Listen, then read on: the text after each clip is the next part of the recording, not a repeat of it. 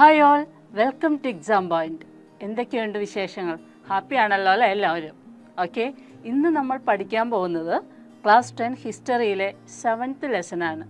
India after independence, സ്വാതന്ത്ര്യാനന്തര India. സ്വാതന്ത്ര്യം കിട്ടിയതിന് ശേഷമുള്ള ഇന്ത്യയെക്കുറിച്ചാണ് പഠിക്കാനുള്ളത്. അപ്പോൾ ഈ ലെസണിൽ നമ്മൾ മെയിനായിട്ട് പഠിക്കാനുള്ളത് ഇന്ത്യ സ്വാതന്ത്ര്യത്തിന് ശേഷം അനുഭവിച്ച കുറേ ഇന്ത്യയാക്കി മാറ്റാനായിട്ട് കുറേ വെല്ലുവിളികളുണ്ടായിരുന്നു. അവ എന്തൊക്കെയാണ്, ഇന്ത്യയുടെ നേട്ടങ്ങൾ എന്തൊക്കെയാണ്, അതൊക്കെയാണ് നമ്മൾ ഈ ലെസണിൽ ഡീറ്റെയിൽസ് ആയിട്ട് പഠിക്കാൻ പോകുന്നത്. എല്ലാവരും റെഡിയാണല്ലോ അല്ലേ? അപ്പോൾ ഈ ലെസണിൽ നമ്മൾ മെയിനായിട്ട് പഠിക്കാൻ പോകുന്നത് ഫ്ലോ ഓഫ് റെഫ്യൂജീസ്, അഭയാർത്ഥി പ്രവാഹം, അതുപോലെ ഇൻ്റഗ്രേഷൻ ഓഫ് പ്രിൻസ്ലി സ്റ്റേറ്റ്, നാട്ടുരാജ്യങ്ങളുടെ സംയോജനം, ലിംഗ്വിസ്റ്റിക് റീഓർഗനൈസേഷൻ ഓഫ് സ്റ്റേറ്റ്, ഭാഷാ അടിസ്ഥാനത്തിൽ സംസ്ഥാനങ്ങളുടെ രൂപീകരണം, അതുപോലെ ലാസ്റ്റ് പോയിന്റ് നമുക്ക് പഠിക്കാനുള്ളത് achievements of science and technology, science and ടെക്നോളജിയുടെ നേട്ടങ്ങൾ, ഇവയൊക്കെയാണ്. നമുക്ക് നോക്കാം. The centuries old British rule shattered India socially, culturally and economically. അതായത് നൂറ്റാണ്ടുകൾക്ക് ശേഷം ബ്രിട്ടീഷുകാർ ഇന്ത്യ ഭരിച്ച് നമ്മളുടെ കയ്യിൽ ഇന്ത്യ വിട്ട് കിട്ടിയല്ലേ. അപ്പോൾ ഇന്ത്യയുടെ അവസ്ഥ എല്ലാം കൊണ്ടും വളരെ ശോചനീയമായിരുന്നു. എന്തൊക്കെയായിരുന്നു അവ? അതായത് സാമൂഹികമായിട്ടും സാംസ്കാരികമായിട്ടും സാമ്പത്തികമായിട്ടും വളരെയധികം പിന്നോക്കാവസ്ഥയിലാണ്. ലാസ്റ്റ് ലെസണിൽ നമ്മൾ പഠിച്ചിരുന്നു, സ്ട്രഗിൾ ആൻഡ് ഫ്രീഡം പഠിച്ചപ്പോൾ നമ്മൾ പഠിച്ചിരുന്നു അല്ലേ. പല രീതിയിൽ ഇന്ത്യയെ എക്സ്പ്ലോയിറ്റ് ചെയ്തതിന് ശേഷമാണ് ഇന്ത്യക്ക് ഒരു ഫ്രീഡം കിട്ടിയത്. ആ ഫ്രീഡം കിട്ടിയ ഇന്ത്യയുടെ അവസ്ഥ പല രീതിയിലും സോഷ്യലി, എക്കണോമിക്കലി, സാമ്പത്തികപരമായിട്ടൊന്നും ഉണ്ടായിരുന്നില്ല. നമ്മളുടെ സമ്പത്തെല്ലാം അവ ചൂഷണം ചെയ്തിരുന്നു. അതുപോലെ തന്നെ സാംസ്കാരികപരമായിട്ട് അവരുടെ സംസ്കാരമായിരുന്നു നമ്മളുടെ ഇന്ത്യയിലെ പല കോളനികളിലും അവർ അടിച്ചേൽപ്പിച്ചിരുന്നത്. ഇനി നമുക്ക് നോക്കാം. The major task of post-independent India was to reconstruct a modern nation. നമ്മളുടെ മെയിൻ വെല്ലുവിളി എന്തായിരുന്നു? സ്വാതന്ത്ര്യാനന്തര ഇന്ത്യയുടെ ഏറ്റവും വലിയ വെല്ലുവിളി റീകൺസ്ട്രക്ഷൻ ഓഫ് മോഡേൺ നേഷൻ, ഇന്ത്യയുടെ ആധുനിക രാഷ്ട്രത്തെ പുനർനിർമ്മിക്കുക, ഒരു പുതിയ ഇന്ത്യയെ പുനർനിർമ്മിക്കുക എന്നതായിരുന്നു നമ്മളുടെ മെയിൻ വെല്ലുവിളിയായിരുന്നത്. അതുപോലെ തന്നെ discuss the major challenges that post-independent India had to face. നോക്കിയേ, നമ്മൾ സ്വാതന്ത്ര്യാനന്തര ഇന്ത്യ നേരിടേണ്ട വന്ന മെയിൻ വെല്ലുവിളികൾ എന്തൊക്കെയായിരുന്നു നമുക്ക് നോക്കാം. ഫ്ലോ ഓഫ് റെഫ്യൂജീസ്, അതായത് അഭയാർത്ഥികളുടെ ഒഴുക്ക്. ഇൻ്റഗ്രേഷൻ ഓഫ് പ്രിൻസ്ലി സ്റ്റേറ്റ്സ്, എന്താ അത്? അതായത് നാട്ടുരാജ്യങ്ങളുടെ ഏകീകരണം. Framing A constitution and formation of a democratic system, ഒരു ഭരണഘടന രൂപീകരിക്കുകയും ഒരു ജനാധിപത്യ സംവിധാന രൂപീകരണവും. ഇതായിരുന്നു ഒരു മോഡേൺ ഇന്ത്യ അല്ലെങ്കിൽ ഒരു പുതിയ ഇന്ത്യയെ രൂപീകരിക്കാൻ വേണ്ടുന്ന പ്രധാനമായിട്ടുള്ള കാര്യങ്ങൾ ഇവയൊക്കെയായിരുന്നു. അത് നമുക്ക് 1 by 1 ആയിട്ട് പഠിക്കാം. അടുത്ത നമുക്ക് നോക്കാം മാർട്ടിഡം ഓഫ് മഹാത്മാ. അതായത് ഗാന്ധിജിയുടെ രക്തസാക്ഷിത്വത്തെക്കുറിച്ച് നെഹ്റു പറഞ്ഞ വാക്കുകളാണ് ഇവിടെ കാണുന്നത്. നമ്മുടെ ജീവിതത്തിൽ നിന്ന് പ്രകാശം മാഞ്ഞു പോയിരിക്കുന്നു, എവിടെയും ഇരുട്ടാണ്. ഗാന്ധിജിയുടെ മരണത്തെക്കുറിച്ച് നെഹ്റു പറഞ്ഞ വാക്കുകളാണിത്. എന്നാണ് ഗാന്ധിജി വെടിയേറ്റ് മരിച്ചത്? ഗാന്ധിജി 1948 ജനുവരി 30 ഡൽഹിയിലെ ഒരു പ്രാർത്ഥനായോഗ സ്ഥലത്ത് വെച്ച് വെടിവെച്ചത്? നാഥുറാം വിനായക് ഗോഡ്സെയുടെ വെടിയേറ്റ് മരിക്കുകയുണ്ടായി. ഇന്ത്യ വിഭജന ശേഷം നടന്ന വർഗീയ ലഹളകളുടെ അനന്തര ഫലമായിരുന്നു ഗാന്ധിജിയുടെ രക്തസാക്ഷിത്വം. നമുക്കറിയാം, ബ്രിട്ടനിൽ നിന്ന് ഇന്ത്യ ഫ്രീ ആയപ്പോൾ എന്ത് സംഭവിച്ചു? അന്നത്തെ മുസ്ലിം ലീഗ് നേതാവായ മുഹമ്മദ് അലി ജിന്ന ഒരു ഡിമാൻഡ് വെച്ചു, മുസ്ലിങ്ങൾക്കൊരു രാഷ്ട്രം വേണമെന്ന്. അങ്ങനെ ഇന്ത്യ രണ്ടായിട്ട് വിഭജിച്ചു. ഇന്ത്യയും പാകിസ്ഥാനും, മുസ്ലിം രാഷ്ട്രമായ പാകിസ്ഥാനും ഫോം ചെയ്തു. ആദ്യമൊക്കെ ഗാന്ധിജി ഇതിന് എതിരെയായിരുന്നു. പക്ഷേ പിന്നീട് പല നേതാക്കളുടെയും ഇൻഫ്ലുവൻസ് മുഖേന ഗാന്ധിജിക്കും അതിന് സമ്മതിക്കേണ്ടതായിട്ട് വന്നു. അതിനെതിരെയായിട്ടാണ് എന്ത് സംഭവിച്ചത്? നാഥുറാം വിനായക് ഗോഡ്സെ ഗാന്ധിജിയെ വെടിവെച്ച് കൊന്നത്. ഇത്രയും ക്ലിയർ ആയല്ലോ അല്ലേ? ഇവിടെ നമുക്ക് കാണാം ഫ്ലോ ഓഫ് റെഫ്യൂജീസ്, അഭയാർത്ഥി പ്രവാഹത്തിൻ്റെ ഒരു പിക്ചറാണ് ഇവിടെ കൊടുത്തിരിക്കുന്നത്. അതായത് ഇന്ത്യ രണ്ടായിട്ട് വിഭജിച്ചു, നമ്മൾ ഡിസ്കസ് ചെയ്തു, പാകിസ്ഥാനും ഇന്ത്യയായി അല്ലേ. അപ്പോൾ പാകിസ്ഥാൻ മുസ്ലിം രാഷ്ട്രമാണ്, ഇന്ത്യ ഹിന്ദു രാഷ്ട്രമാണ്. അപ്പോൾ ഇന്ത്യയിലുള്ള ഭൂരിഭാഗം മുസ്ലിംസ് എന്ത് ചെയ്തു, ആ കാലഘട്ടത്ത് പാകിസ്ഥാനിലേക്ക് കുടിയേറി പാർത്തു. അതുപോലെ പാകിസ്ഥാനിലുള്ള ഹിന്ദുക്കൾ ഇന്ത്യയിലേക്കും കുടിയേറി പാർക്കുകയുണ്ടായി. അതിൻ്റെ ഒരു പിക്ചറാണ് ഇവിടെ കാണുന്നത്. അതിനെക്കുറിച്ച് നമുക്ക് ഡീറ്റെയിൽ ആയിട്ട് പഠിക്കാം. നോക്കിയേ, discuss the context of refugee problems in India. അതായത് ഇന്ത്യയിലെ അഭയാർത്ഥി പ്രശ്നത്തിൻ്റെ പശ്ചാത്തലം, മെയിനായിട്ടുള്ള വെല്ലുവിളികളൊക്കെ നമുക്ക് ഡിസ്കസ് ചെയ്യാം. നോക്കിയേ, there was an influx of refugees from India to Pakistan and vice versa. അതായത് ഇന്ത്യയിൽ നിന്ന് പാകിസ്ഥാനിലേക്കും പാകിസ്ഥാനിൽ നിന്ന് ഇന്ത്യയിലേക്കും ആയിരക്കണക്കിന് ആളുകൾ കുടിയേറി പാർക്കുകയുണ്ടായി. അതായത് ഒരു അഭയാർത്ഥി പ്രവാഹത്തിൻ്റെ ഒരു ഒഴുക്കായിരുന്നു. എന്താ കാരണം, പാകിസ്ഥാനിലുള്ള മെജോറിറ്റി ഹിന്ദുസും ഇന്ത്യയിലേക്കും ഇന്ത്യയിലുള്ള മെജോറിറ്റി മുസ്ലിംസ് എങ്ങോട്ടും പലായനം ചെയ്തു, പാകിസ്ഥാനിലേക്കും പലായനം ചെയ്യുകയുണ്ടായി. അതുകൂടാതെ along this communal riots broke out in various places, thousands of people died. തുടർന്ന് ആയിരക്കണക്കിന് ആളുകൾ, അതായത് വർഗീയ ലഹള ഉണ്ടായത് കാരണം ആയിരക്കണക്കിന് ആളുകൾ കൊല്ലപ്പെടുകയുണ്ടായി. കൂടാതെ women were attacked, people lost their belongings. നോക്കി, സ്ത്രീകൾ ആക്രമിക്കപ്പെട്ടു. അതുപോലെ ആളുകൾക്ക് അവരുടെ പല സാധനങ്ങളും, വളരെ കുറച്ച് സാധനങ്ങൾ മാത്രം, കൈപ്പിടിയിൽ ഒതുങ്ങാവുന്ന കുറച്ച് സാധനങ്ങൾ മാത്രം എടുത്തുകൊണ്ടാണ് ഇവർ അഭയാർത്ഥികൾ ഓരോ രാജ്യത്തേക്ക് അങ്ങോട്ടും ഇങ്ങോട്ടും പോകുന്നത്. ആ സാധനങ്ങൾ പോലും നഷ്ടപ്പെടുകയുണ്ടായി. Around 10 million people were traveled as refugees on foot, train, Bullock cart. നോക്കി, അവർ ഏതൊക്കെ രീതിയിലാണ് പലായനം ചെയ്തത്. അതായത് കാൽനടയായിട്ടും ബുള്ളോക്ക് കാർട്ടിലും അതുപോലെ ട്രെയിൻ വഴിയൊക്കെയാണ് അവർ, ട്രെയിൻ മാർഗം കൂടിയൊക്കെയാണ് അവർ പലായനം ചെയ്യുകയുണ്ടായത്. നോക്കിയേ, integration of a princely state, നാട്ടുരാജ്യങ്ങളുടെ സംയോജനം. ഇന്ത്യയുടെ ഒരു പിക്ചറാണ്. ബിഫോർ 1947, 1947 മുമ്പുള്ള ഇന്ത്യയുടെ ഒരു പിക്ചറാണ് ഇവിടെ കാണിച്ചിരിക്കുന്നത്. ഇതിൽ നോക്കിക്കേ, ഈ ഒരു പിങ്ക് കളറിൽ കാണുന്നത് പ്രിൻസ്ലി സ്റ്റേറ്റ്സ് ആണ്, നാട്ടുരാജ്യങ്ങളാണ്. അതുപോലെ തന്നെ ബ്രിട്ടീഷ് ഇന്ത്യ, ബ്രിട്ടീഷുകാരുടെ ഭരണത്തിലിരിക്കുന്ന പ്രദേശങ്ങളാണ് ഈ യെല്ലോ കളറിൽ, ഡയറക്റ്റ് ബ്രിട്ടീഷ് അണ്ടറിൽ ഇരിക്കുന്ന പ്രദേശങ്ങളാണ് ഈ യെല്ലോ കളറിൽ ഈ പിക്ചറിൽ കാണുന്നത്. അപ്പോൾ ഇനി നമുക്ക് മെയിനായിട്ട് പഠിക്കേണ്ടത് ഇൻ്റഗ്രേഷൻ ഓഫ് പ്രിൻസ്ലി സ്റ്റേറ്റ് ആണ്. ഇന്ത്യയിൽ കുറേ നാട്ടുരാജ്യങ്ങളുണ്ടായിരുന്നു. ബ്രിട്ടൻ്റെ കൈവശത്തിൽ നിന്ന് ഇന്ത്യ ഫ്രീ ആയപ്പോൾ ഈ നാട്ടുരാജ്യങ്ങളും എന്താ പറയുക, ഈ ബ്രിട്ടൻ പറഞ്ഞു കുറേ നാട്ടുരാജ്യങ്ങൾ ഒന്നില്ലെങ്കിൽ ഇവർക്ക് ഇന്ത്യയുടെ കൂടെ ചേരാം, അല്ലെങ്കിൽ ബ്രിട്ടീഷുകാരുടെ കൂടെ ചേരാം, അല്ലെങ്കിൽ സ്വതന്ത്രമായിട്ട് നിലനിൽക്കാമെന്ന് പറഞ്ഞു. അപ്പോൾ ഏകദേശം 600ഓളം നാട്ടുരാജ്യങ്ങളുണ്ടായിരുന്നു. ഇതും ഒരു പുതിയ ഇന്ത്യ രൂപീകരിക്കുന്നതിൽ വലിയൊരു വെല്ലുവിളിയായിരുന്നു ഇൻ്റഗ്രേഷൻ ഓഫ് പ്രിൻസ്ലി സ്റ്റേറ്റ്സ് എന്ന് പറയുന്നത്. അതെന്താണെന്ന് ഡീറ്റെയിൽ ആയിട്ട് നമുക്ക് പഠിക്കാം. നോക്കിയേ, ഇൻ്റഗ്രേഷൻ ഓഫ് പ്രിൻസ്ലി സ്റ്റേറ്റ്സ്, നാട്ടുരാജ്യങ്ങളുടെ സംയോജനം. Britain gave the princely states to join either India or Pakistan or to be independent. എന്താ ബ്രിട്ടൻ അനുവാദം കൊടുത്തത്? ഒന്നില്ലെങ്കിൽ ഈ നാട്ടുരാജ്യങ്ങൾക്ക് ഇന്ത്യയുടെ ഒപ്പം ചേരാം, അല്ലെങ്കിൽ പാകിസ്ഥാൻ്റെ ഒപ്പം, അല്ലെങ്കിൽ സ്വതന്ത്രമായിട്ട് നിലനിൽക്കൊള്ളാം എന്ന് പറയുകയുണ്ടായി. Integration of these princely states into the Indian Union was another challenge before new nation. ഈ പ്രിൻസ്ലി സ്റ്റേറ്റ് അല്ലെങ്കിൽ നാട്ടുരാജ്യങ്ങളെ ഒന്നിപ്പിക്കുക എന്നുള്ളത് വളരെ ഒരു ചലഞ്ചായിരുന്നു, വലിയൊരു വെല്ലുവിളി തന്നെയായിരുന്നു. അതിനാൽ മറ്റൊരു പ്രധാന പ്രശ്നമായിരുന്നു എന്ത്? നാട്ടുരാജ്യങ്ങളെ ഇന്ത്യൻ യൂണിയനിലേക്കുള്ള സംയോജനം എന്ന് പറയുന്നത്. അതിനുവേണ്ടി എന്തൊക്കെ മാർഗങ്ങളാണ് സ്വീകരിച്ചതെന്ന് നമുക്ക് നോക്കാം. Discuss the context of the refugee problems in independent India. അതായത് മെയിൻ വെല്ലുവിളികൾ, വിഭജനാനന്തരം സ്വതന്ത്ര ഇന്ത്യയിൽ അഭയാർത്ഥി പ്രവാഹങ്ങൾ ഉണ്ടാകാനിടയായ സാഹചര്യങ്ങൾ എന്തൊക്കെയാണെന്ന് നമുക്ക് നോക്കാം. ഫസ്റ്റ് പോയിന്റ് നമ്മൾ ഓൾറെഡി ഡിസ്കസ് ചെയ്തതാണ്. എങ്കിലും നോക്കിയേ, Britain gave the princely states to join either India, Pakistan or to be independent. അതായത് നാട്ടുരാജ്യങ്ങളോട് എന്താ ബ്രിട്ടൻ പറഞ്ഞത്?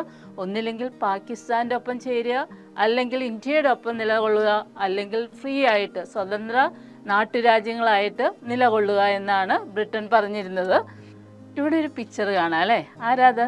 Sardar Vallabhbhai Patel, iron man of India. അത്ര പവർഫുൾ ലീഡറായിരുന്നു, നമ്മുടെ വൺ ഓഫ് ദ പവർഫുൾ ലീഡറായിരുന്നു സർദാർ വല്ലഭായ് പട്ടേൽ. അതായത് ഇൻ്റഗ്രേഷൻ ഓഫ് പ്രിൻസ്ലി സ്റ്റേറ്റ്സ് നേതൃത്വം കൊടുത്ത ലീഡേഴ്സിൽ മെയിൻ ആളാരായിരുന്നു? സർദാർ വല്ലഭായ് പട്ടേലാണ്. Patel was the union minister entrusted with the integration of princely states. അത് കേന്ദ്ര മന്ത്രിസഭയിലെ സംസ്ഥാനങ്ങളുമായി ബന്ധപ്പെട്ട വകുപ്പിൻ്റെ ചുമതല ആർക്കായിരുന്നു? സർദാർ വല്ലഭായ് പട്ടേലിനായിരുന്നു. കൂടാതെ നോക്കിയേ, VP Menon, secretary of department of States, അതായത് പ്രിൻസ്ലി സ്റ്റേറ്റ്സിൻ്റെ രൂപീകരണത്തിന് സെക്രട്ടറി ആയിട്ട് അപ്പോയിൻറ്റ് ചെയ്ത ആരായിരുന്നു? VP മേനോൻ. അദ്ദേഹം ഒരു മലയാളിയും കൂടിയായിരുന്നു. സ്റ്റേറ്റ് ഡിപ്പാർട്ട്മെൻറ്റിൻ്റെ സെക്രട്ടറിയായി മലയാളിയായ VP മേനോനെ അദ്ദേഹം നിയമിക്കുകയുണ്ടായി. ഇനി നമുക്ക് പ്രിൻസ്ലി സ്റ്റേറ്റ്സിൻ്റെ ഏകീകരണം അല്ലെങ്കിൽ നമുക്ക് ഡീറ്റെയിൽ ആയിട്ട് പഠിക്കാം. Sardar Vallabhbhai Patel and VP Menon prepared an instrument of assertion. വളരെ ഇമ്പോർട്ടൻ്റ് ആയിട്ടുള്ളൊരു പോയിൻ്റാണ്, എക്സാമിന് എപ്പോഴും ചോദിക്കുന്നതാണ്. ഇൻസ്ട്രുമെൻ്റ് ഓഫ് അസഷൻ, ലയന കരാർ. അതൊരു കരാറാണ്. എന്താ അത്? ലയന കരാർ. എന്തൊക്കെയായിരുന്നു എന്ന് നമുക്ക് പഠിക്കാം. നാട്ടുരാജ്യങ്ങളെ ഇന്ത്യൻ യൂണിയനിൽ ലയിപ്പിക്കുന്നതിന് പട്ടേലും VP മേനോനും ചേർന്ന് ഒരു ലയന കരാർ അഥവാ ഇൻസ്ട്രുമെൻ്റ് ഓഫ് അസഷൻ ഫോം ചെയ്തു. എന്താ ഈ കരാറിൽ പറയുന്നതെന്ന് നോക്കാം. The princely states have to transfer their control over defense, external affairs, information and communication to the government of India.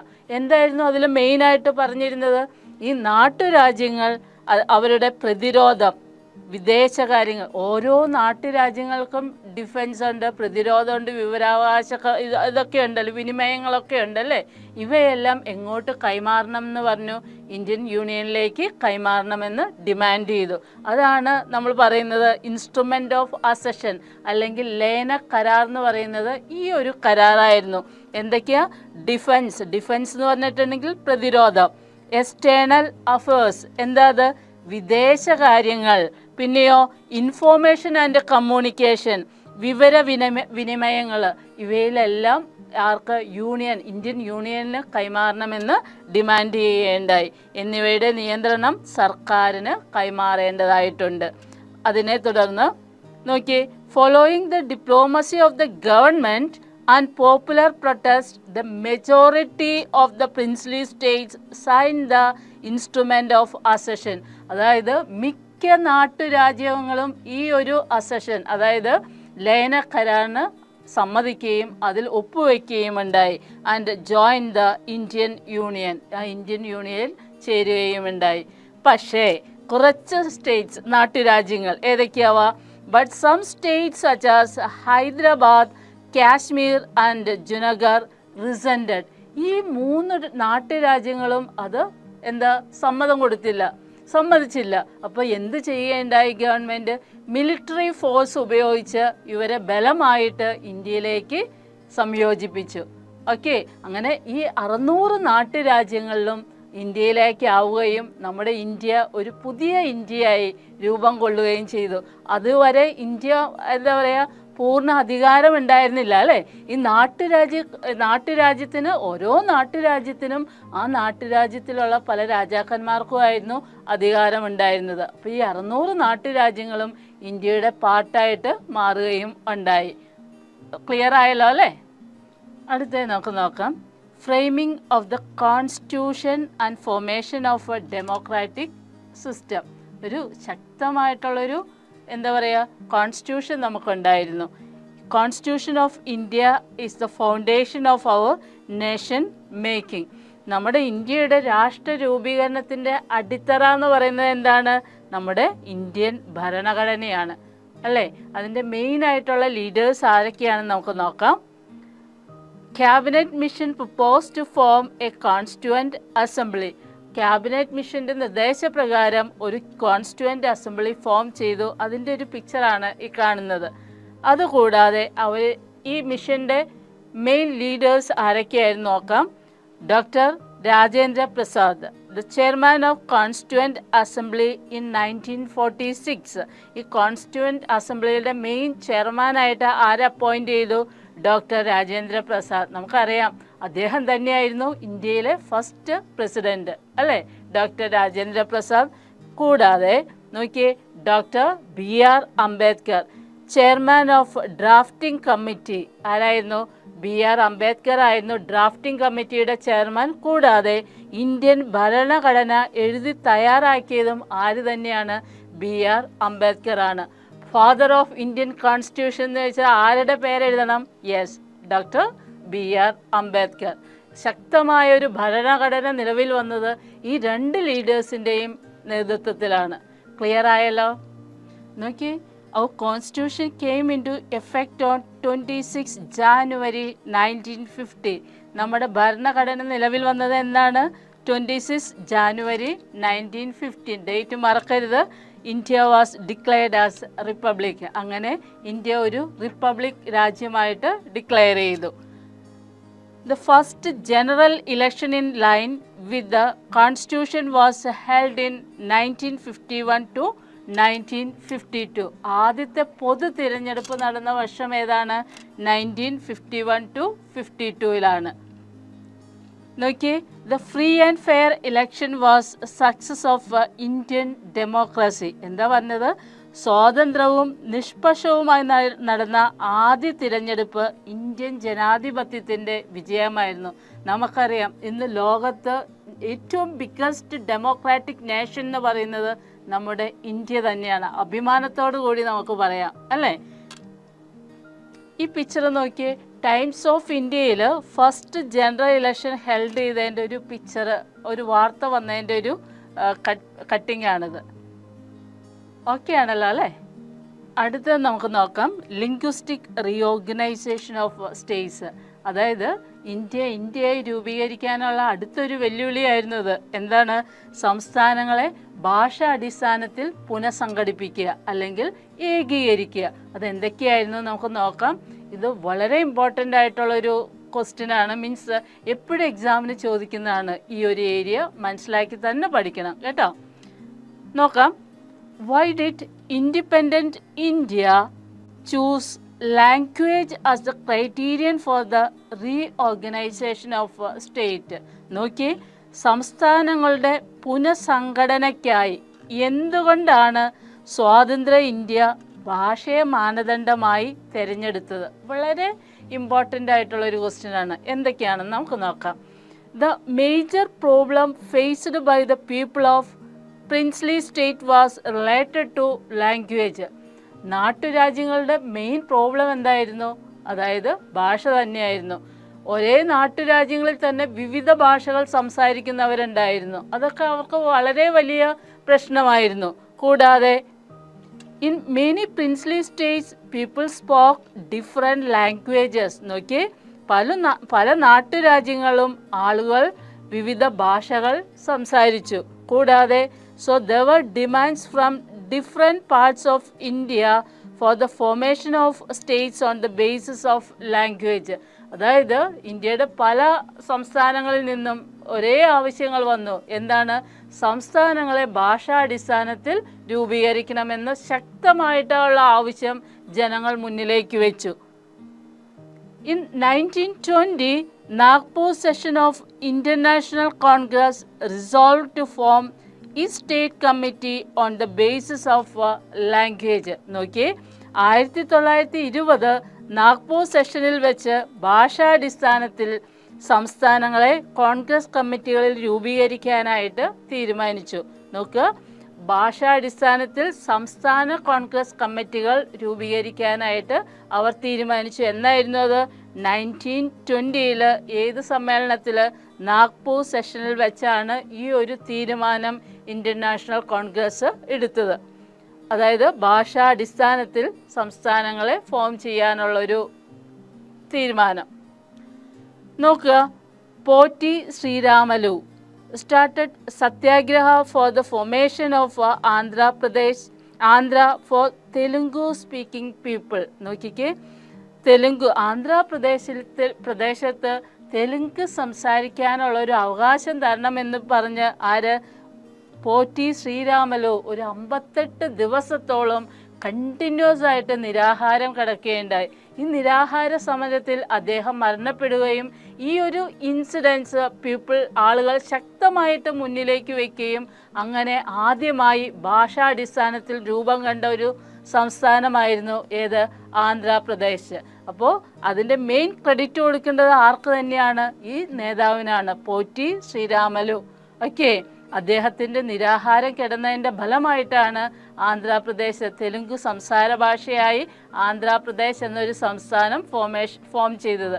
ഈ ഒരു ഇൻസിഡൻസ് ഉണ്ടായപ്പോൾ മറ്റ് സംസ്ഥാനക്കാരും ഈ ഒരു ഡിമാൻഡ് മുന്നിലേക്ക് വയ്ക്കുകയുണ്ടായി. എന്തൊക്കെയാണെന്ന് നോക്കാം. In 1953, the government of India formed state of Andhra Pradesh for Telugu speaking people. നോക്കിയേ, തെലുങ്ക് സംസാരിക്കുന്നവർക്കായി ആന്ധ്രാപ്രദേശ് സംസ്ഥാനം എന്നാ ഫോം ചെയ്തത്, 1953 1953. മറന്നു പോകരുത്, ഭാഷാടിസ്ഥാനത്തിൽ ഫോം ചെയ്ത ഒരു സംസ്ഥാനമായിരുന്നു. ഏത് സംസ്ഥാനമാണത്, ആന്ധ്രാപ്രദേശാണ്. ഡേറ്റ്, ഇയർ മറന്നു പോകരുത്, ദറ്റ് ഈസ് 1953. ക്ലിയർ ആയല്ലോ അല്ലേ? The government of India formed a commission to reorganize Indian states on the basis of a language. Government of India എന്താ തീരുമാനിച്ചത്, ഒരു പുനഃസംഘടന, അതായത് ഒരു പുനഃസംഘടന കമ്മീഷൻ രൂപീകരിക്കുകയുണ്ടായി. അതിൻ്റെ ചെയർമാനായിട്ട് ആര്, ഫസിൽ അലി ചെയർമാനാവുകയും HN ഹുൻസ്രു, KM പണിക്കർ ഒരു മലയാളിയാണ്, കേരളൈറ്റാണ്, ആസ് എ മെയിൻ മെമ്പേഴ്സ്. അതായത് ഭാഷാടിസ്ഥാനത്തിൽ സംസ്ഥാനങ്ങൾ രൂപീകരിക്കാനുള്ള കമ്മീഷൻ്റെ ലീഡറായി മെയിൻ ചെയർമാൻ ആരായിരുന്നു, ഫസിൽ അലിയാണ്. അതുപോലെ HN ഹുൻസ്രു, KM പണിക്കറായിരുന്നു ബാക്കി മെമ്പേഴ്സ്. ഇവരെല്ലാം അടങ്ങുന്ന ഒരു കമ്മീഷൻ ഫോം ചെയ്യുകയുണ്ടായി. നോക്കുക, India has 28 States and 8 union territories. ഇന്ത്യയിൽ ടോട്ടൽ എത്ര സംസ്ഥാനങ്ങളുണ്ട്, 28 സ്റ്റേറ്റ്സ് ഉണ്ട്. ഇതുവരെ നമ്മൾ റീസെൻ്റ് ആയിട്ടാണ് ജമ്മു ആൻഡ് കാശ്മീറും കൂടി ഉൾപ്പെടുത്തി 29 സ്റ്റേറ്റ്സ് എന്ന് പഠിച്ചുകൊണ്ടിരുന്നിരുന്നു. പക്ഷേ ജമ്മു ആൻഡ് കാശ്മീരിനെ ഇപ്പോൾ എന്താക്കി, യൂണിയൻ ടെറിട്ടറീസിൽ ഉൾപ്പെടുത്തി. ഇപ്പോൾ ടോട്ടൽ എത്ര സ്റ്റേറ്റ്സേ ഉള്ളൂ, 28 സ്റ്റേറ്റ്സ് ആൻഡ് 8 യൂണിയൻ ടെറിട്ടറീസ് ഉണ്ട്. നോക്കിയേ, as per the recommendation of the commission of the parliament passed the state reorganisation act in 1956. ഇതിനോടനുബന്ധിച്ച് വന്ന സ്റ്റേറ്റ് റീഓർഗനൈസേഷൻ ആക്ട് എന്ന രൂപം കൊണ്ടത് 1956. കമ്മീഷൻ്റെ ശുപാർശ പ്രകാരമാണ് പാർലമെൻറ്റ് സംസ്ഥാന പുനഃസംഘടനാ നിയമം പാസ്സാക്കിയത്. എന്നായിരുന്നു ഡേറ്റ്, മറന്നു പോകരുത്, 1956. നോക്കുക, നെക്സ്റ്റ് നമുക്ക് പഠിക്കാം എക്കണോമിക് സെക്ടർ. ഇന്ത്യയുടെ സമ്പദ്ഘടന എങ്ങനെയുണ്ടായിരുന്നു നോക്കിയേ. British exploited the Indian economy. അതായത് നൂറ്റാണ്ടുകളോളമുള്ള ഈ ബ്രിട്ടീഷ് ഭരണത്തിന് ശേഷം ഇന്ത്യൻ എക്കണോമി ആകെ താറുമാറായി കിടക്കുക അല്ലേ. ഇന്ത്യയെ അത്രമാത്രം അവർ എക്സ്പ്ലോയിറ്റ് ചെയ്തിട്ടുണ്ട്, ചൂഷണം ചെയ്തിട്ടുണ്ട്. ബ്രിട്ടീഷുകാർ ഇന്ത്യൻ സമ്പദ് വ്യവസ്ഥയെ ചൂഷണം ചെയ്യുകയും സ്വതന്ത്ര ഇന്ത്യയിലെ സാമ്പത്തിക സ്ഥിതി വളരെയധികം മോശമായിരുന്നു.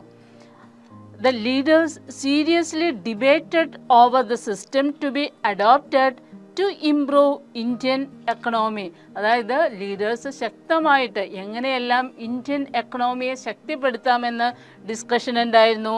India adopted A mixed economy combination of socialist and capitalist system. നോക്കിയേ, അതിനനുയോജിച്ച്, അതായത് ഇന്ത്യയുടെ സമ്പദ്ഘടന മെച്ചപ്പെടുത്താൻ വേണ്ടി സമ്മിശ്ര സമ്പദ് വ്യവസ്ഥയാണ് ഇന്ത്യ സ്വീകരിച്ചത്. ഏതായിരുന്നു അത്? സോഷ്യലിസ്റ്റ് മുതലാളിത്ത വ്യവസ്ഥ മിക്സ് ചെയ്തുകൊണ്ടുള്ളൊരു സമ്പദ് വ്യവസ്ഥ മുന്നിലേക്ക് വയ്ക്കുക എന്നതായിരുന്നു മെയിൻ ലീഡേഴ്സ് എല്ലാവരും തീരുമാനിച്ചിരുന്നത്. അതുപോലെ നോക്കിയേ, explain the development of independent India in economic field. Economic ഫീൽഡിൽ ഇന്ത്യക്കുണ്ടായ മുന്നേറ്റങ്ങൾ എന്തൊക്കെയാണ്, ഡെവലപ്മെൻറ്റ് എന്തൊക്കെയായിരുന്നു നമുക്ക് നോക്കാം. Centralised economic planning and formation of planning commission of India in 1950. എന്തൊക്കെയായിരുന്നു? കേന്ദ്രീകൃത സാമ്പത്തിക ആസൂത്രണം നിലവിൽ വന്നു. അതുപോലെ 1915 1950 ഇന്ത്യയുടെ ആസൂത്രണ കമ്മീഷൻ്റെ രൂപീകരണം. അതായത് ഏറ്റവും ഇമ്പോർട്ടൻ്റ് ആയിട്ടുള്ള ഒരു ഫാക്ടർ, അതായത് പ്ലാനിംഗ് കമ്മീഷൻ, ആസൂത്രണ കമ്മീഷൻ നിലവിൽ വന്നു. എന്തിനു വേണ്ടിയാണ്?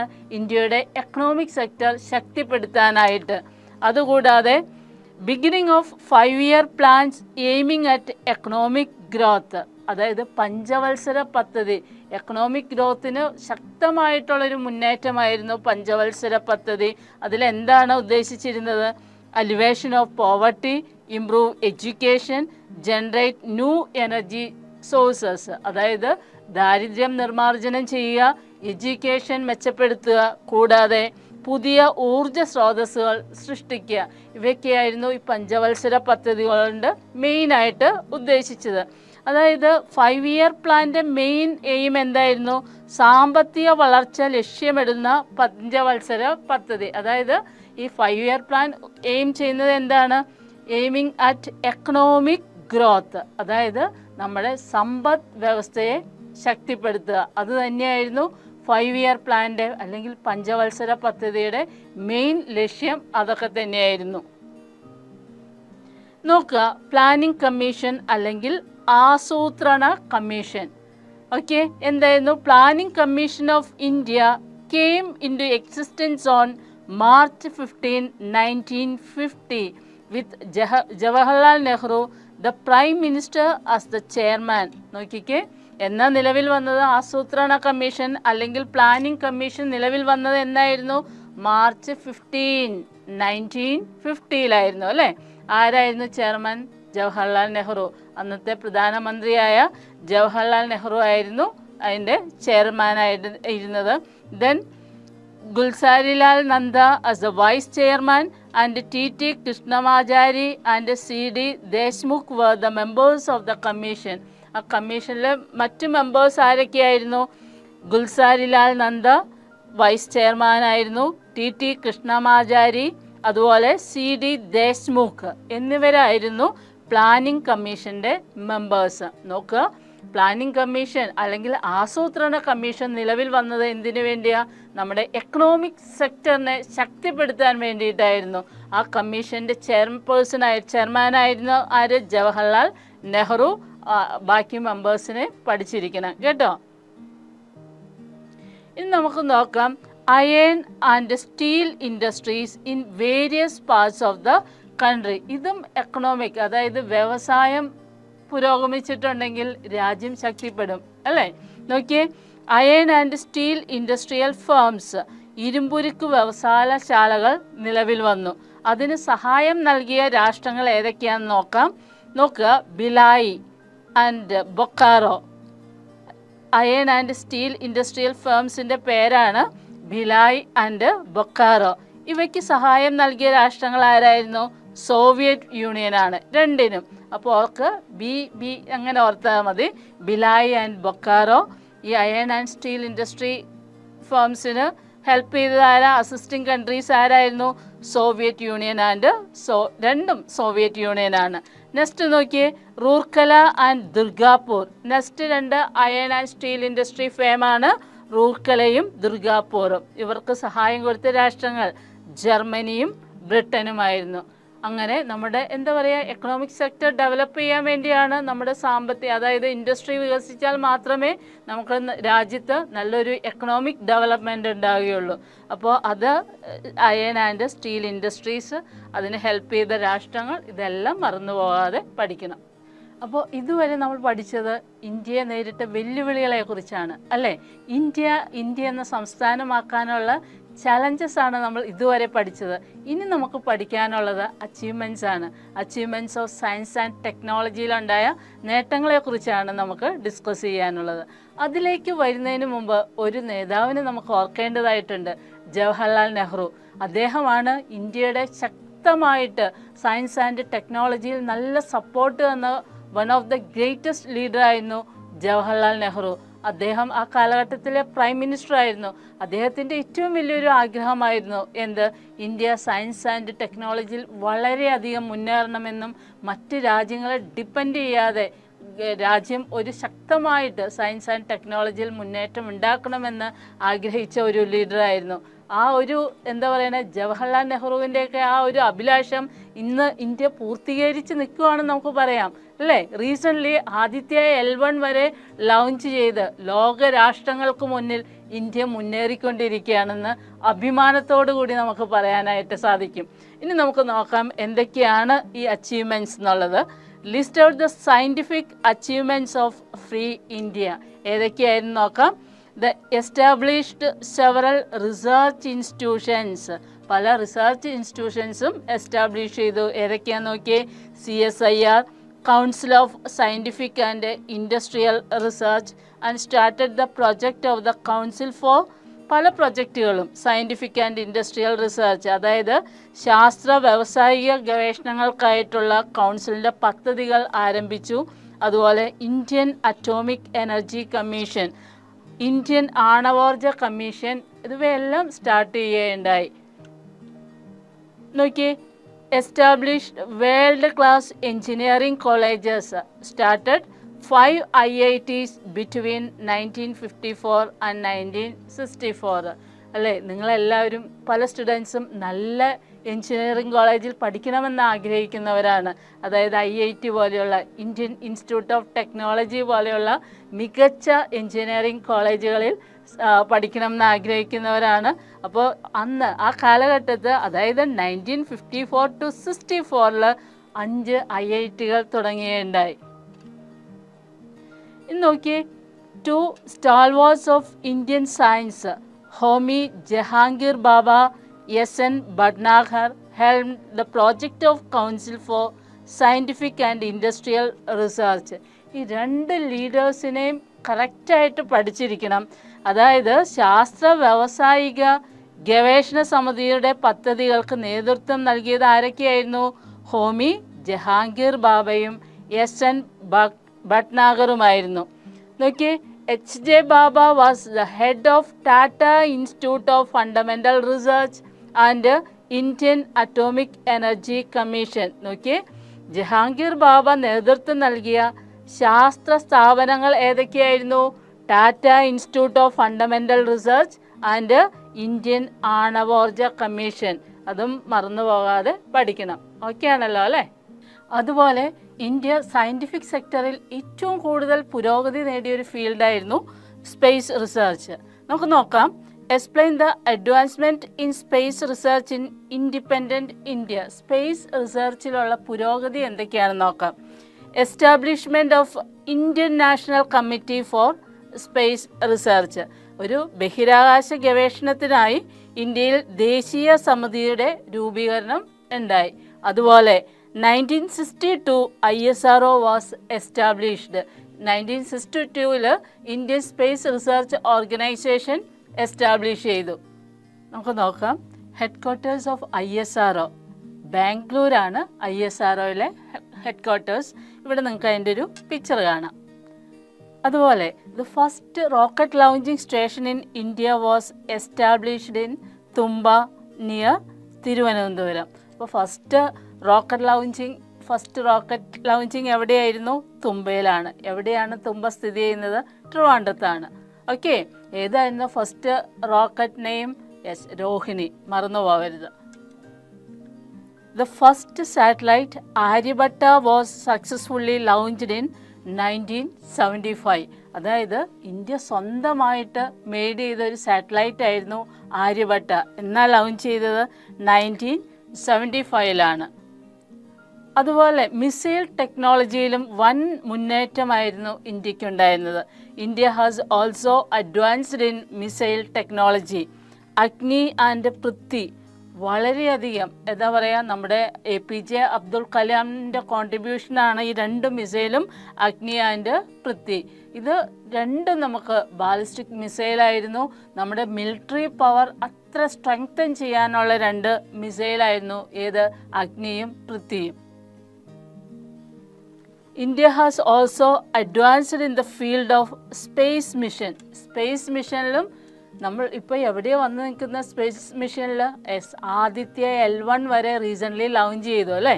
അതുപോലെ ചന്ദ്രയാൻ 1, മംഗൾയാൻ ചാന്ദ്ര ദൗത്യമായ ചന്ദ്രയാനും മംഗൾയാൻ മാർസ് ചൊവ്വ ദൗത്യമായ മംഗൾയാനും ലോഞ്ച് ചെയ്തു. റീസെൻ്റ്ലി ലോകം മുഴുവൻ അറിയുന്ന എന്താ, ആദിത്യ L1 വരെ ലോഞ്ച് ചെയ്തിട്ട് നിൽക്കുകയാണ്. അത്രയ്ക്ക് നമ്മൾ ലോക രാഷ്ട്രങ്ങൾക്ക് മുമ്പിൽ നമ്മുടെ ഇന്ത്യ മുന്നേറിക്കൊണ്ടിരിക്കുകയാണ്. ഇതിനെല്ലാം മെയിൻ ക്രെഡിറ്റ് വർഷങ്ങൾക്ക് മുമ്പ് നമ്മുടെ ജവഹർലാൽ നെഹ്റുവിൻ്റെ ഒരു വീക്ഷണമായിരുന്നു ഇന്ത്യ സയൻസ് ആൻഡ് ടെക്നോളജിയിൽ വൻ മുന്നേറ്റം ഉണ്ടാക്കണമെന്ന്. ഓക്കെ ആണല്ലോ അല്ലേ. Chandrayaan which began in 2008 is India's first lunar mission. ഒരു ആദ്യത്തെ ചാന്ദ്ര മിഷനായിരുന്നു എന്ത്, ചന്ദ്രയാൻ. ഇന്ത്യയുടെ ആദ്യത്തെ ചന്ദ്ര പരീക്ഷണ ദൗത്യമായ ചന്ദ്രയാൻ 2008 ഒക്ടോബറിലാണ് തുടക്കം കുറിച്ചത്. അതുപോലെ നോക്കിയേ, Mangalyaan the space mission of India to Mars is the Indian made space shuttle that covered the longest distance in space. എന്താ പറഞ്ഞത്, ഇന്ത്യൻ ബഹിരാകാശ വകുപ്പിൻ്റെ ചൊവ്വ ദൗത്യത്തിൻ്റെ പേരാണ് മംഗൾയാൻ. ചാന്ദ്രദൗത്യം ചന്ദ്രയാൻ, ചൊവ്വ ദൗത്യം മംഗൾയാൻ. ആൻഡ് റീസെൻ്റ്ലി നടന്ന എന്താണ്, സൺ റിലേറ്റഡ് ആയിട്ട് ഒക്കെ എന്തായിരുന്നു, ആദിത്യ L1. ഭൂമിയിൽ നിന്ന് ഏറ്റവും അകലെ എത്തിയ ഇന്ത്യൻ നിർമ്മിത പേടകമാണ് ഏത്, മംഗൾയാൻ. ക്ലിയർ ആണല്ലോ അല്ലേ. അടുത്തായിട്ട് നമുക്ക് നോക്കാം, നമ്മൾ മിസൈൽ ടെക്നോളജിയെക്കുറിച്ച് പറയുമ്പോൾ മറക്കാൻ പാടില്ലാത്തൊരു വ്യക്തിയാണ് ഡോക്ടർ APJ അബ്ദുൽ കലാം. അദ്ദേഹത്തിൻ്റെ കോൺട്രിബ്യൂഷൻ അത്ര വലുതായിരുന്നു. അദ്ദേഹത്തെ നമ്മൾ എന്താ വിളിക്കുക, മിസൈൽ മാൻ ഓഫ് ഇന്ത്യ. ആരാണ്, doctor APJ Abdul Kalam. Doctor APJ Abdul Kalam the 11th president of India was scientist and researcher. എന്തായിരുന്നു അദ്ദേഹത്തിൻ്റെ മെയിൻ കോൺട്രിബ്യൂഷൻ, എന്തൊക്കെയായിരുന്നു, ISRO played a major role in developing satellite launch vehicle such as SLV-3, PSLV. ഉപഗ്രഹങ്ങളായ SLV-3യും PSLVയും അദ്ദേഹത്തിൻ്റെ ഒരു ലീഡർഷിപ്പിലായിരുന്നു വിക്ഷേപിച്ചത്. He is also known as what, missile man of India. Clear ആയല്ലോ അല്ലേ. അടുത്തായി നമുക്ക് എഡ്യൂക്കേഷൻ പോളിസിയെക്കുറിച്ച്, ഇന്ത്യയിലെ എഡ്യൂക്കേഷൻ പോളിസിക്ക് വന്ന ഇംപ്രൂവ്മെൻറ്റ് എന്തൊക്കെയാണെന്ന് നോക്കാം. Evaluate the education policy in independent India. സ്വാതന്ത്ര്യ ഇന്ത്യയിലെ വിദ്യാഭ്യാസ നയം വിലയിരുത്തുക. അതിനു മുമ്പ് ഈ ഒരു വ്യക്തിയെ നമ്മൾ അറിയേണ്ടതായിട്ടുണ്ട്. ആരാത്, ഡ്വാലറ്റ് സിംഗ് ഖോത്താരി. അദ്ദേഹം പറഞ്ഞ വാക്കുകൾ നോക്കിക്കേ. The destiny of India is being shaped in her class room. എന്താ അദ്ദേഹം പറഞ്ഞത്, ഇന്ത്യയുടെ ഭാവി നിർണ്ണയിക്കപ്പെടുന്നത് ഇന്ത്യയുടെ ക്ലാസ് റൂമുകളിലാണെന്ന്. അപ്പോൾ നമ്മുടെ എഡ്യൂക്കേഷനെ എംപവർ ചെയ്യാനായിട്ട് 3 കമ്മീഷൻ വരികയുണ്ടായി. അവ ഏതൊക്കെയാണെന്ന് നമുക്ക് 1 by 1 ഡീറ്റെയിൽ ആയിട്ട് പഠിക്കാം. First one, Radhakrishnan commission. എന്നാണ് രാധാകൃഷ്ണൻ കമ്മീഷൻ ഫോം ചെയ്തത്, 1948ലാണ്. എൻ്റെ മെയിൻ ഒബ്ജക്റ്റീവ്സ് എന്തായിരുന്നു, ടു സ്റ്റഡി യൂണിവേഴ്സിറ്റി എഡ്യൂക്കേഷൻ. അതായത് കോളേജ് വിദ്യാഭ്യാസത്തെക്കുറിച്ച് സ്റ്റഡി ചെയ്യുക, പഠനം ചെയ്യുകയായിരുന്നു ആ കമ്മീഷൻ്റെ മെയിൻ ആയിട്ടുള്ള ഉദ്ദേശം. എന്തൊക്കെയായിരുന്നു മെയിൻ ഒബ്ജക്റ്റീവ്സ്, എന്തൊക്കെയായിരുന്നു നമുക്ക് നോക്കാം. Start professional educational institution. അതായത് പ്രൊഫഷണൽ കോളേജുകൾ സ്ഥാപിക്കുക. എന്താ പ്രൊഫഷൻ, ഏതെങ്കിലും ജോലിയുമായി അതായത് എഞ്ചിനീയറിംഗ് കോളേജസ്, മെഡിക്കൽ കോളേജസ്. നല്ല എഞ്ചിനീയറിംഗ് കോളേജിൽ നിന്നാണ് നല്ല നല്ല എഞ്ചിനീയേഴ്സ് ഉണ്ടാവുള്ളൂ അല്ലേ. അതുപോലെ മെഡിക്കൽ കോളേജിൽ നിന്ന് ഡോക്ടേഴ്സ്, അങ്ങനെ എന്തെങ്കിലും റിലേറ്റഡ് ആയിട്ടുള്ളൊരു പ്രൊഫഷൻ. ലോ കോളേജിൽ നിന്ന് ലോയേഴ്സ് ഉണ്ടാവുന്നു. അതുപോലെ തന്നെ അതാണ് പ്രൊഫഷണൽ കോളേജ് എന്ന് പറയുന്നത്, ഉദ്ദേശിക്കുന്ന അതാണ്, റിലേറ്റഡ് ടു ജോബ്. അങ്ങനെയുള്ള ഇൻസ്റ്റിറ്റ്യൂഷൻസിന് ഇമ്പോർട്ടൻസ് കൊടുക്കണം എന്ന് പറഞ്ഞു. Give emphasis to women education. എന്താ പറഞ്ഞത്, സ്ത്രീ വിദ്യാഭ്യാസത്തിന് പ്രാധാന്യം നൽകണമെന്ന് പറഞ്ഞു. പിന്നെയോ form the university grant commission. അതായത് യൂണിവേഴ്സിറ്റി ഗ്രാൻഡ് കമ്മീഷൻ രൂപീകരിക്കുകയുണ്ടായി. UGC പോലെയുള്ള, അതായത് ഇന്ത്യയിൽ സ്റ്റാൻഡേർഡ് യൂണിവേഴ്സിറ്റികൾ ഉണ്ടാവണമെങ്കിൽ ഈ UGCയുടെ ഒരു ക്വാളിറ്റി ഉണ്ടെങ്കിൽ മാത്രമേ UGCയുടെ ഒരു സർട്ടിഫിക്കേഷൻ കിട്ടുകയുള്ളൂ. അങ്ങനെയുള്ള ക്വാളിറ്റി എഡ്യൂക്കേഷൻ പ്രൊവൈഡ് ചെയ്യാൻ വേണ്ടിയാണ് യൂണിവേഴ്സിറ്റി ഗ്രാൻഡ് കമ്മീഷൻ്റെയൊക്കെ രൂപീകരണം വന്നത്. അടുത്തായി നമുക്ക് ലക്ഷ്മണസ്വാമി കമ്മീഷൻ, ലക്ഷ്മണസ്വാമി മുതലിയാർ കമ്മീഷനെ കുറിച്ച് പഠിക്കാം. 1952 ലക്ഷ്മണസ്വാമി മുതലിയാർ കമ്മീഷൻ ഫോം ചെയ്തത്. എന്തായിരുന്നു മെയിൻ ലക്ഷ്യം? എന്തായിരുന്നു? ടു സ്റ്റഡി സെക്കൻഡറി എഡ്യൂക്കേഷൻ, അതായത് സെക്കൻഡറി വിദ്യാഭ്യാസത്തിന് ഇമ്പോർട്ടൻസ് കൊടുക്കാനായിരുന്നു. അതായത് അവയെക്കുറിച്ചുള്ള പഠനത്തിന് വേണ്ടിയായിരുന്നു ലക്ഷ്മണസ്വാമി മുതലിയാർ കമ്മീഷൻ ഫോം ചെയ്തത്. എന്തൊക്കെയായിരുന്നു നോക്കാം. ത്രിഭാഷാ പദ്ധതി നടപ്പിലാക്കണം. Implement 3 language formula. ഏതൊക്കെയാണ് 3 ലാംഗ്വേജ്? അതായത് മദർ ടങ്. ഇപ്പോൾ നമ്മുടെ മദർ ടങ് ഏതാ? മലയാളമാണ് അല്ലേ. ഇംഗ്ലീഷ്, ഹിന്ദി. ഓക്കെ, ഈ 3 ഭാഷയ്ക്ക് ഇമ്പോർട്ടൻസ് കൊടുക്കണം എന്ന് പറഞ്ഞു. അതുപോലെ form secondary education commission, secondary തലത്തിൽ വിദ്യാഭ്യാസ കമ്മീഷൻ ഫോം ചെയ്യണമെന്ന് ഡിമാൻഡ് ചെയ്തു. എസ്റ്റാബ്ലിഷ് മൾട്ടി പർപ്പസ് സ്കൂൾസ്, വിവിധോദ്ദേശങ്ങളായ സ്കൂളുകൾ സ്ഥാപിക്കണമെന്ന്. അതായത് നമുക്കിപ്പോൾ അറിയാം പലതരത്തിലും വൊക്കേഷണൽ ഹയർ സെക്കൻഡറി സ്കൂൾസ് ഉണ്ട്, നമ്മളുടെ നോർമൽ പോളിടെക്നിക്കൽ പോലെയുള്ള സ്കൂളുകളുണ്ട്. അങ്ങനെ വിവിധങ്ങളായ സ്കൂളുകൾ സ്ഥാപിക്കണമെന്ന് ഡിമാൻഡ് ചെയ്തു. അധ്യാപക പരിശീലന സമിതി രൂപീകരിക്കണം. അതുവേണം അധ്യാപകർക്ക് ടൈമിൽ ട്രെയിനിങ് കൊടുക്കണമെന്നും ഡിമാൻഡ് ചെയ്തതാണ് ഈ ഒരു കമ്മിറ്റി. ഏതായിരുന്നു? മറന്നുപോകരുത്, Lakshmanaswami Mudaliar commission. Give importance to secondary education. എന്തിനൊക്കെ ഇമ്പോർട്ടൻസ് കൊടുത്ത്?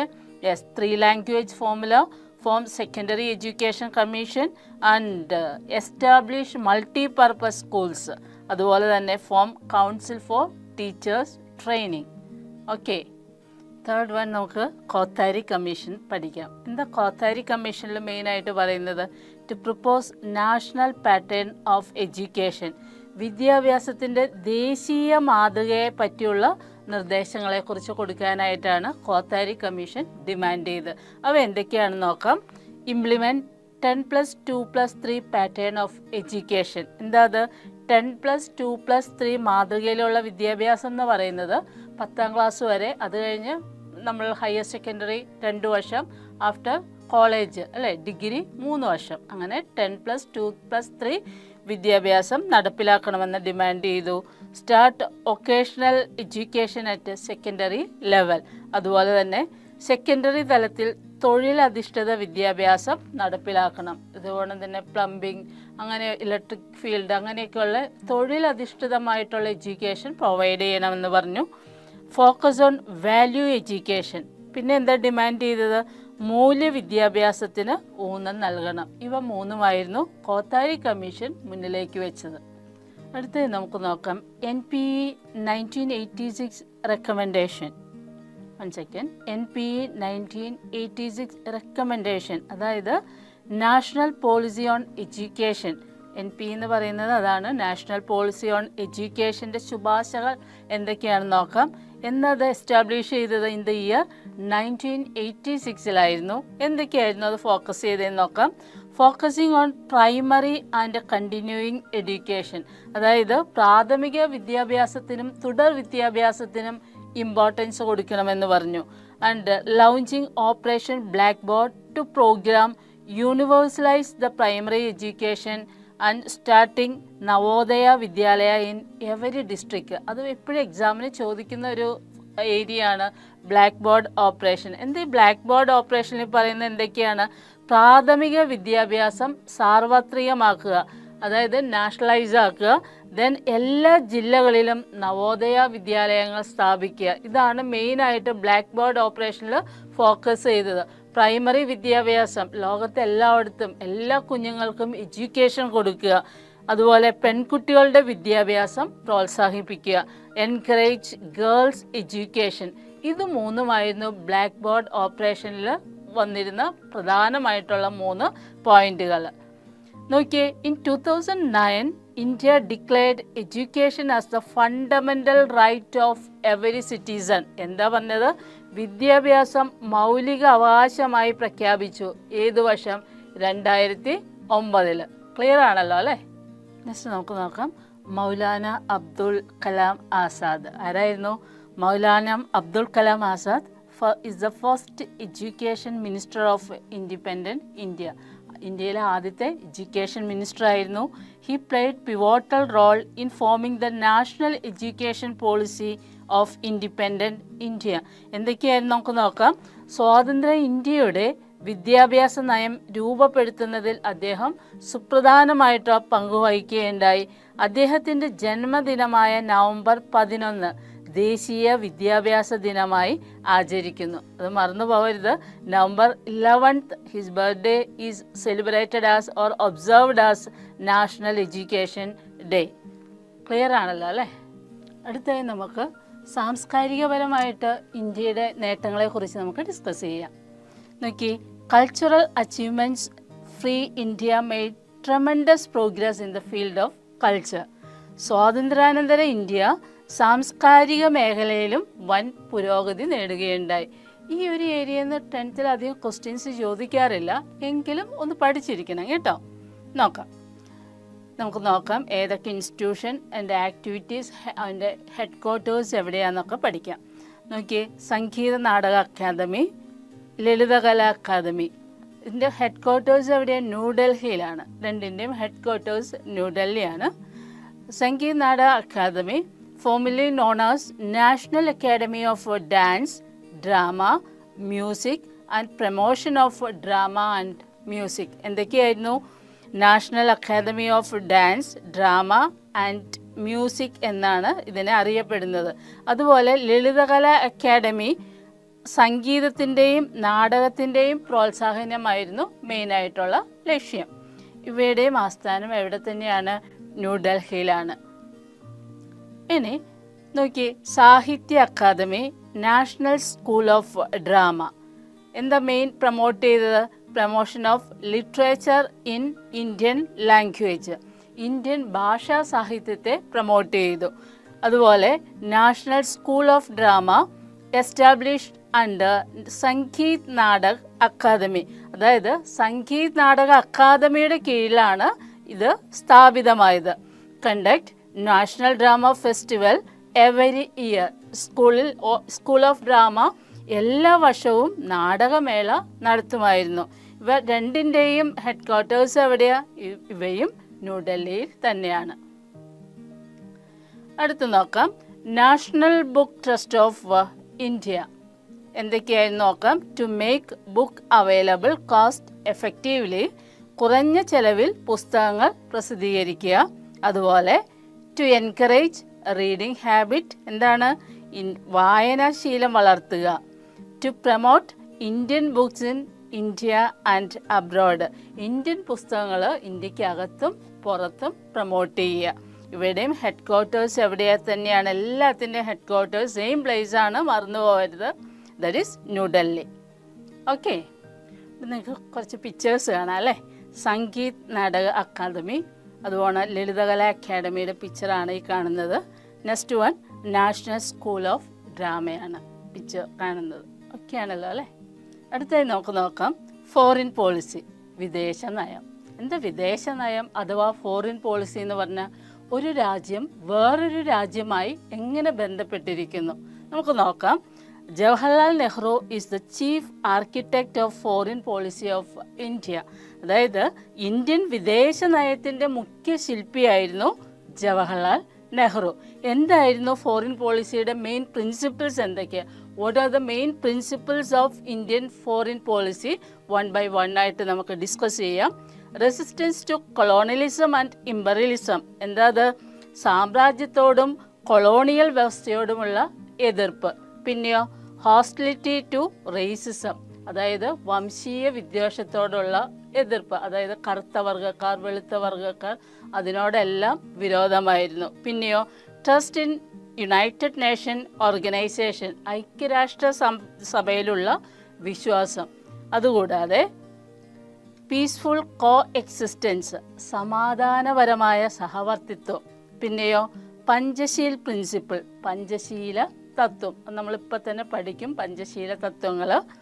നെസസിറ്റി ഓഫ് ഫോറിൻ അസിസ്റ്റൻസ്, പിന്നെ എന്താ പറഞ്ഞത്?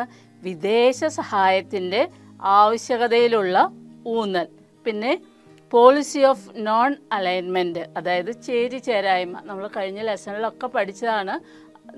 ഇന്ത്യയിൽ മെയിനായിട്ട് 2 രാജ്യങ്ങൾക്കായിരുന്നു കൂടുതൽ പവർ. ഏതൊക്കെയായിരുന്നു? റഷ്യയും അമേരിക്കയും. റഷ്യയെ സപ്പോർട്ട് ചെയ്യുന്ന കുറേ രാജ്യങ്ങളുണ്ടായിരുന്നു, അതുപോലെ അമേരിക്കയെ സപ്പോർട്ട് ചെയ്യുന്ന കുറേ രാജ്യങ്ങളുണ്ടായിരുന്നു. പക്ഷേ ഇന്ത്യ എന്താ തീരുമാനമെടുത്തത്? ഈ 2 ഗ്രൂപ്പിലും ചേരില്ല എന്ന് പറഞ്ഞു അല്ലേ. ഇന്ത്യ സ്വതന്ത്രമായിട്ട് ഒരു ചേരായ്മയൊന്നും ഇല്ല എന്ന് ഇന്ത്യ പറയുകയുണ്ടായി. ക്ലിയർ ആയല്ലോ? നെക്സ്റ്റ് നമുക്ക് നോക്കാം എന്താണ് പഞ്ചശീൽ തത്വങ്ങൾ എന്താണെന്ന് നോക്കാം.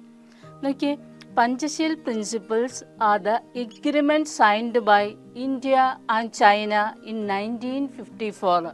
1954 ചൈനയുമായി അതിർത്തി തർക്കമുണ്ടായപ്പോൾ ഇന്ത്യ ചൈനയുമായി ഒപ്പിട്ട കരാറാണ് എന്ത്? പഞ്ചശീല തത്വങ്ങൾ. നോക്കിയേ, ഇത് സൈൻ ചെയ്ത ആരൊക്കെയായിരുന്നു leaders? Nehru, Jawaharlal Nehru and Zhou Enlai in 1954. അതായത് ഇന്ത്യയെ പ്രതിനിധീകരിച്ച് നെഹ്റുവും അതുപോലെ ചൈനയെ പ്രതിനിധീകരിച്ച് ചൗ ഇൻ ലാലുമാണ് ആ ഒരു പഞ്ചശീല തത്വങ്ങളിൽ സൈൻ ചെയ്ത്. ഇയർ മറന്നു പോകരുത്, ഇൻ ദ ഇയർ 1954. ധാരൊക്കെ തമ്മിലാണെന്നും മറന്നു പോകരുത്, ബിറ്റ്വീൻ ഇന്ത്യ ആൻഡ് ചൈന. ഇനി നമുക്ക് നോക്കാം പഞ്ചശീല തത്വങ്ങൾ എന്തൊക്കെയായിരുന്നു എന്ന്. Mutual respect for each other, territorial integrity. എന്തായിരുന്നു പറഞ്ഞത്? രാജ്യത്തിൻ്റെ അതിർത്തിയും പരമാധികാരവും പരസ്പരം അംഗീകരിക്കുക.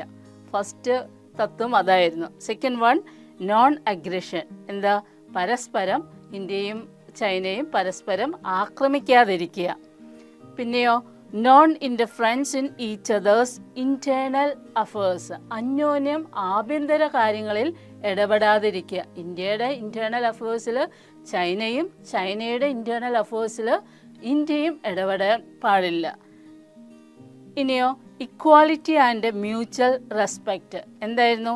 സമത്വവും പരസ്പര സഹായവും പുലർത്തുക. പിന്നെയോ പീസ്ഫുൾ കോഎക്സിസ്റ്റൻസ്, സമാധാനപരമായ സഹവർത്തിത്വം പാലിക്കുക. പഞ്ചശീല തത്വങ്ങളൊക്കെ ആയിട്ട് നിലനിന്നിരുന്നു. പക്ഷെ പിന്നീട് ഇന്ത്യ ചൈന വാർ ഉണ്ടാവുകയും ചെയ്തു. ക്ലിയർ ആയല്ലോ അല്ലേ? അപ്പോൾ ഇന്നത്തെ ഈ ലെസണിൽ ഇതുവരെ പഠിച്ചത് എല്ലാവർക്കും ക്ലിയറായി എന്ന് വിചാരിക്കുന്നു. ഇന്ന് പഠിച്ച ഇമ്പോർട്ടൻറ്റ് പോയിൻറ്റ്സ് ഒന്നോടെ നമുക്കൊന്ന് സമ്മപ്പ് ചെയ്ത് നോക്കാം. എന്തൊക്കെയായിരുന്നു? Refugee problem and integration of princely States അല്ലേ, അഭയാർത്ഥി പ്രവാഹവും നാട്ടുരാജ്യങ്ങളുടെ സംയോജനവും പഠിച്ചു. അതുപോലെ ഇൻസ്ട്രുമെൻ്റ് ഓഫ് അസഷൻ പഠിച്ചു. സർദാർ വല്ലഭായ് പട്ടേൽ, VP മേനോനാണ് അവയുടെ മെയിൻ ലീഡേഴ്സ് എന്നും പഠിച്ചു. ദെൻ കോൺസ്റ്റിറ്റ്യൂഷൻ ആൻഡ് ജനറൽ ഇലക്ഷനെ കുറിച്ച് പഠിച്ചു അല്ലേ. റിപ്പബ്ലിക് എന്നാൽ മറന്നുപോയത് 1950 ജാനുവരി 26. മെയിൻ ലീഡേഴ്സ് ആരൊക്കെയായിരുന്നു? Doctor Rajendra Prasad and doctor BR Ambedkar. Okay.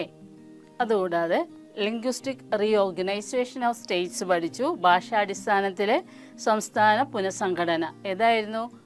Andhra Pradesh അല്ലേ. ഭാഷാടിസ്ഥാനത്തിൽ ആദ്യമായി രൂപം കൊണ്ട സംസ്ഥാനം ഏതായിരുന്നു? ആന്ധ്രാപ്രദേശ്. പിന്നെയോ സ്റ്റേറ്റ് റീഓർഗനൈസേഷൻ കമ്മീഷൻ, സംസ്ഥാന പുനഃസംഘടന കമ്മീഷനെ കുറിച്ചും പഠിച്ചു. അതുകൂടാതെ എക്കണോമിക് പോളിസി, സാമ്പത്തിക നയത്തെക്കുറിച്ച് പഠിച്ചു. പ്ലാനിംഗ് കമ്മീഷൻ ആൻഡ് 5 ഇയർ പ്ലാനെ കുറിച്ചൊക്കെ ഡീറ്റെയിൽ ആയിട്ട് പഠിച്ചു. പിന്നെയോ advancement in science and education, science and എഡ്യൂക്കേഷനിലെ നേട്ടങ്ങളെക്കുറിച്ച് പഠിച്ചു. Then research institute space technology, Radhakrishnan commission, അതിൻ്റെ ബേസ് ചെയ്ത് 3 കമ്മീഷൻ നമ്മൾ പഠിച്ചു അല്ലേ. രാധാകൃഷ്ണൻ കമ്മീഷൻ, കോത്താരി കമ്മീഷൻ, പിന്നെ എന്തൊക്കെയാണ് പഠിച്ചത്? National policy, Mudaliar commission on education. ഇവയെല്ലാം ഡീറ്റെയിൽ ആയിട്ട് പഠിച്ചു അല്ലേ. പിന്നെ നമ്മൾ കൾച്ചറൽ സിനാരിയോ, അതായത് സാംസ്കാരികമായ നേട്ടങ്ങളെക്കുറിച്ച് പഠിച്ചു. സംഗീത് നാടക അക്കാദമി, ലളിതകലാ അക്കാദമി, സാഹിത്യ അക്കാദമി, ഇവയെക്കുറിച്ചെല്ലാം പഠിച്ചു അല്ലേ. എല്ലാത്തിൻ്റെ ഹെഡ് ക്വാർട്ടേഴ്സ് എവിടെ തന്നെയാണ്? ഡൽഹിയിലാണ്. ഓക്കെ ആണല്ലോ. അപ്പോൾ ഇന്ന് ടീച്ചർ നിങ്ങൾക്കെടുത്ത ടോപ്പിക്സ് എല്ലാം റെഫർ ചെയ്തിരിക്കുന്നത് എക്സാം പോയിന്റിൽ നിന്നാണ്. നിങ്ങൾക്കറിയാവുന്ന പോലെ തന്നെ എക്സാം പോയിന്റിൽ വളരെ ഇമ്പോർട്ടൻ്റ് ആയിട്ടുള്ള ക്വസ്റ്റ്യൻസും ആൻസേഴ്സും സിംപ്ലിഫൈഡ് ഫോമിലാണ് കൊടുത്തിരിക്കുന്നത്. അതുപോലെ ലാസ്റ്റ് 5 ഇയേഴ്സ് ആയിട്ടുള്ള ബോർഡ് എക്സാം ക്വസ്റ്റ്യൻ പേപ്പേഴ്സിൻ്റെ ആൻസർ വളരെ ക്ലിയർ ആയിട്ട് കൊടുത്തിട്ടുണ്ട്. അപ്പോൾ ടീച്ചർ ഇന്നത്തെ സെഷൻ വൈൻഡ് അപ്പ് ചെയ്യാണ്. Thank you for all.